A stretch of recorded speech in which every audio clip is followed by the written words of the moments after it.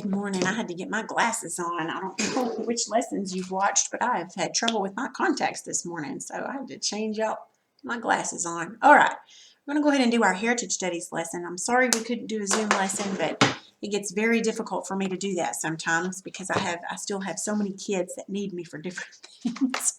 So I promise we're going to try to Zoom at least once or twice a week if we can. The rest of the time we're going to have to do videos because I'm just being pulled. Okay, so let's go ahead and look in our book, our reader book, page 293. We're going to just kind of review what we're talking about for chapter 12.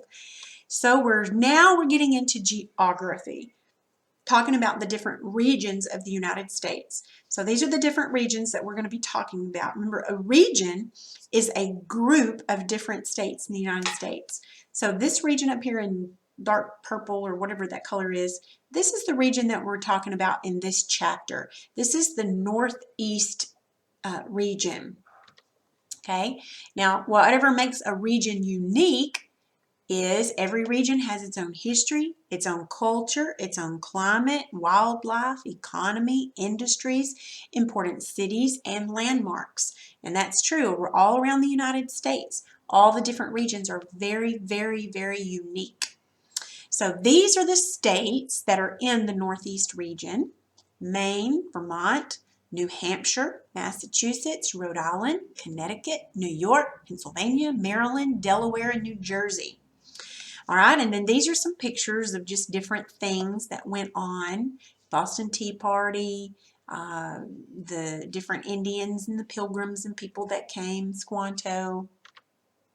Then yesterday we labeled all of the states on our page.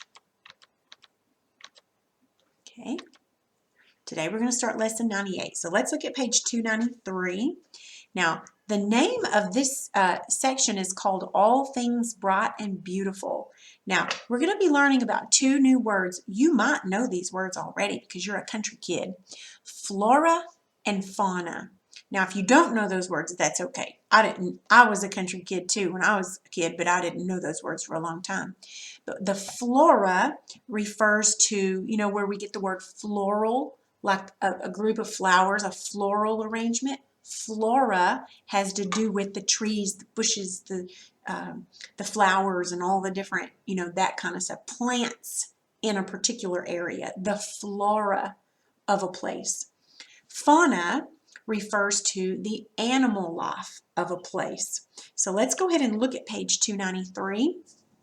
These are some pictures on the screen of things that we're going to talk about. So follow along with me.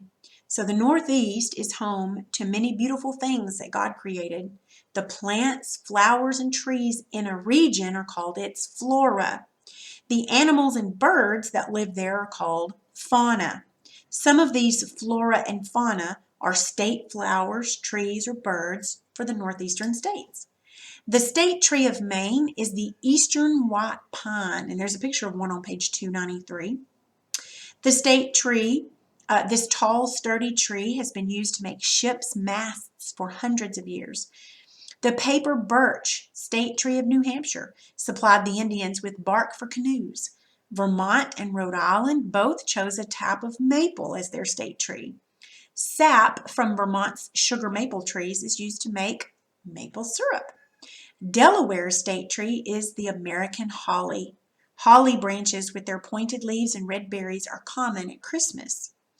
The mountain laurel is the state flower of Connecticut and Pennsylvania.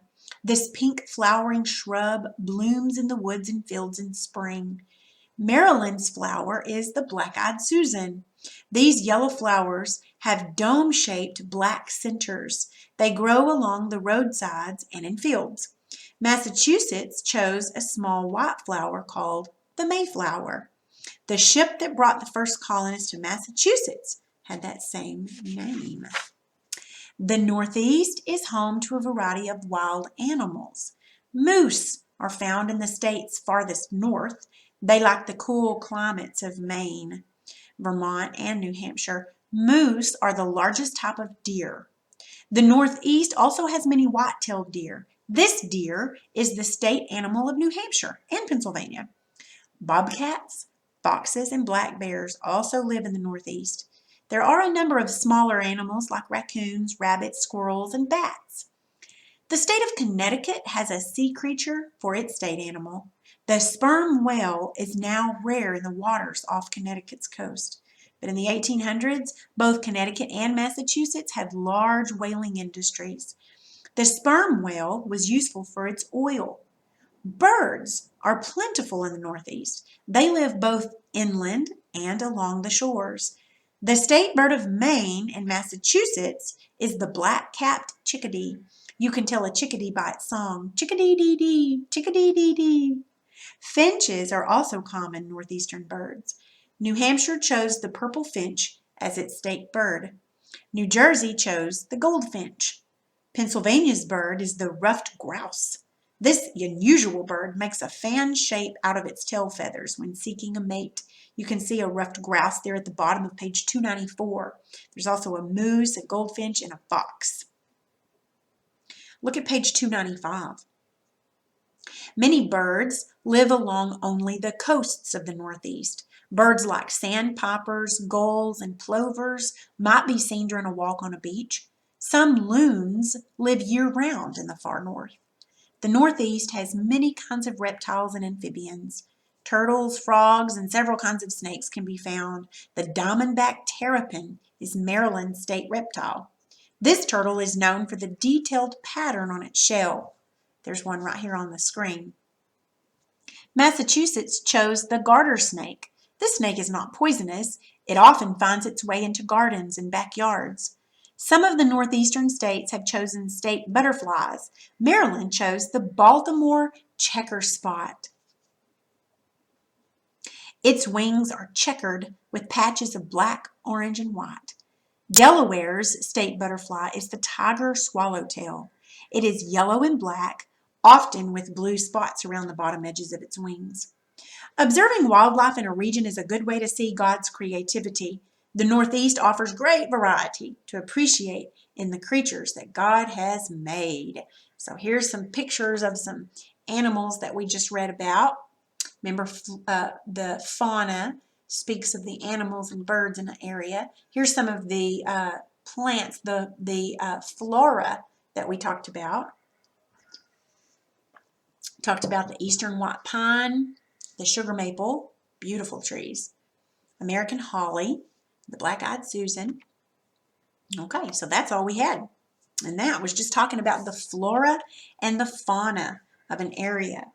Okay, you have an assignment that's for a grade. It's going to be work text page 134. Okay, and it's about the flora and the fauna, and you're going to have to use the pages that we just read to go back and look who has what. Okay, just read the question and answer it. It doesn't have to be complete sentences. Now, you do not have to do number 10, where it says to research one of the flora or fauna from this region and write about it. You do not have to do that. Just answer the first 9 questions, okay? And it goes over the pages that we just read. Okay? All right, have fun doing that. And that's all for today.